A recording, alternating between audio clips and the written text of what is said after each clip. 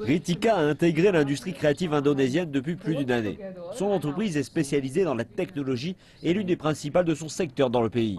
En tant que nation en développement, l'Indonésie a le potentiel de devenir la plus grande économie numérique du sud-est asiatique. Les industries créatives comptent déjà pour plus de 7% de la croissance économique totale du pays. Une chose que le gouvernement devrait faire pour aider l'industrie créative est de vraiment la pousser en étant les canaux hors ligne et pour cela davantage de numérisation est nécessaire. La seconde chose c'est l'éducation, qu'il s'agisse du gouvernement ou du secteur privé. Les entreprises créatives telles que celle de Ritika envahissent constamment le marché, donnant à l'Indonésie une impulsion plus que nécessaire pour accéder à la scène internationale. Et cela aide la vision du président Joko Widodo à faire que l'Indonésie devienne l'énergie numérique de l'Asie.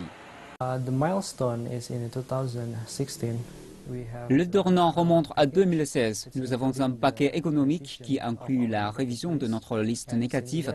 Depuis lors, les investisseurs étrangers peuvent posséder 51% des actions ou de la propriété des cinémas et aussi de l'industrie touristique. Cela va attirer davantage d'investisseurs étrangers, en particulier en Asie, et certains investisseurs des États-Unis ou d'Europe nous rejoindront pour pousser la croissance de l'industrie créative.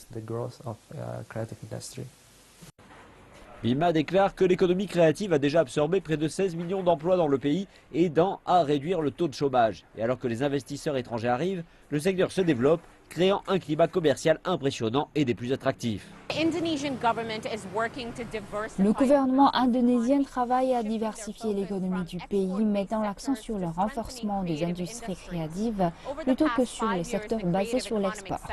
Au cours des 5 dernières années, le secteur économique et créatif a enregistré une croissance de 60%.